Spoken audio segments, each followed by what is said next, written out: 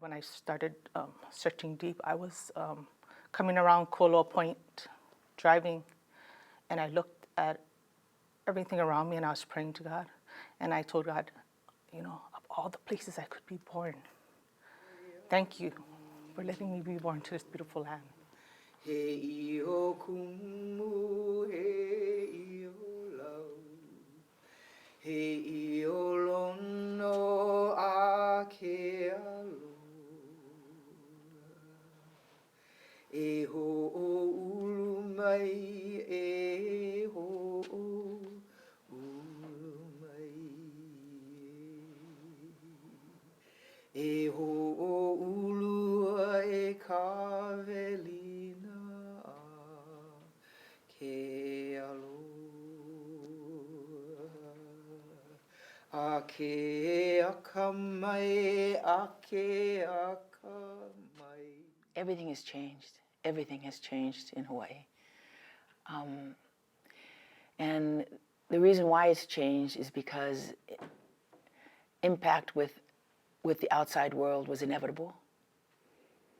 And we are now responding to the inevitability of our own evolution. Everybody in. The problem is Hawaii doesn't have an immigration policy. The only immigration policy is the price of housing, which is an immigration policy that blocks its own people. The math doesn't work out. Minimum wage, the cost of housing, to the type of assistance you can get. A lot of it is temporary. Transitional housing and temporary housings and shelters is always like part of the cycle. There's a lot of things that has happened in Hawaii that a lot of our people, they're sick of the cycle. So they're on the land and they live in beaches and anywhere they can lay their head, at least it's their own.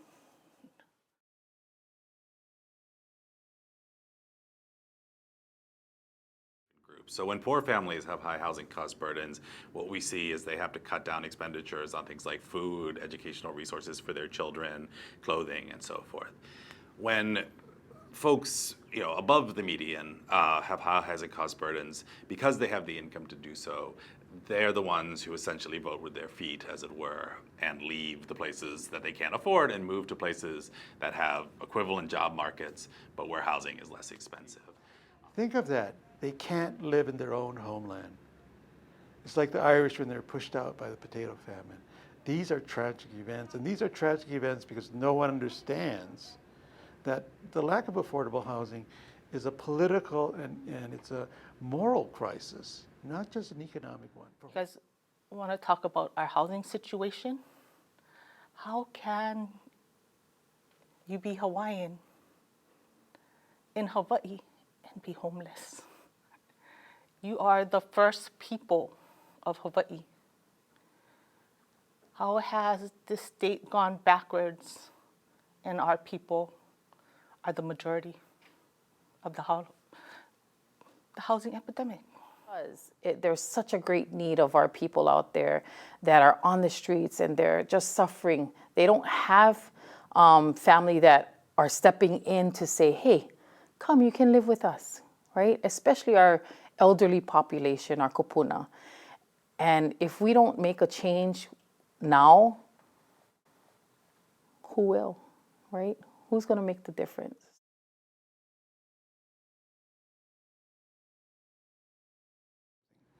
The greatest barrier, of course, is the free market, which puts housing so high that all you can get is a rental unit or a small condominium.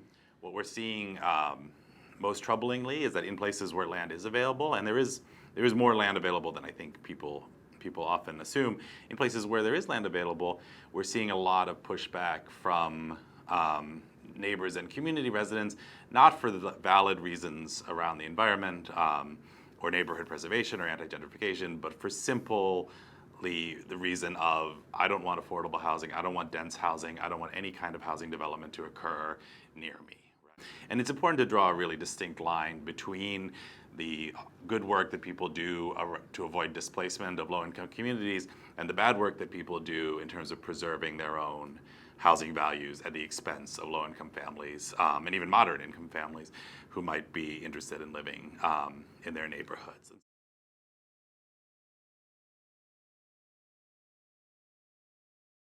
Because as a native Hawaiian, this is my home, but also my homeland. And when I say homeland, I speak about, the land in which your people come from. And, I'm part Chinese and part Scottish Irish. So those are homelands too, but I don't worry about China as a homeland. I can always go back there and it'll be there. It's culture, language, and food. Same thing with Scotland. But Hawaii, if the Hawaiians don't live in Hawaii, if we move out and we lose our place in Hawaii, we cannot find housing in Hawaii or jobs, this disappears as Hawaii. It won't be Hawaii. Hawaii cannot be Hawaii without Hawaiians. And my approach to that in particular is that we really need to first ensure that we're providing the Native Hawaiian community with sovereignty and autonomy, and on top of that, provide them with the resources that they need to build and maintain the housing that fits that population. I think it's time to change. I think it's time that they give us back land. Let those people stick their hand in the dirt and create. We're not asking you to give us a handout. We are asking what was already ours, that was left by a queen. No Hawaiian can take anything and say that is mine. It was never ours. It was ours to share, to teach, all about knowledge. It was never about ownership.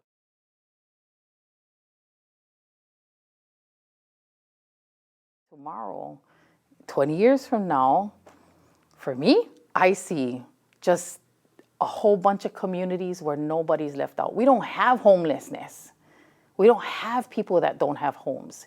Even if you don't have a family, don't worry, because in our heart that we have as a people of Hawaii, we're going to make you come live with us, because you shouldn't be left out. And that's where I see in 20 years, even sooner, that will be a great accomplishment for our people. The island. What I see is the only way that Hawaii survives is that it returns to the way Native Hawaiians live, which is almost a 70% sustainable lifestyle, where you lived in the land along the shore where it was windward, that you went back to farming taro as the basic staple, that you got off this cargo ship mentality. Yes. Every time. Ooh, I just had a vision. I just saw a community in a big field, planting, working together.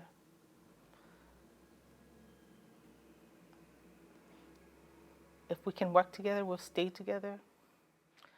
But we are in need of radical collaboration. And it's time to put Hawaiians back where we want to be. Ku'aina aloha. Our beloved lands are waiting for us to have a relationship. So my vision is to have, and I share this vision with these two wahine nahe-nahes, is to share intergenerational households again, based on the love of land. And when you have the love of land at the center of all that you do, you are in the service of people. Love of land, serve people, same. Love of land, service. E ala e kalahi kahi kina, I tamoana ho honu, pi I kaleva nuu, I kahi kina aya kala, e ala e. There is a sun in the east. It's inevitably going to rise, and we are going to help it. We're going to co-collaborate this next evolutionary moment. And it's through what we believe, through aloha.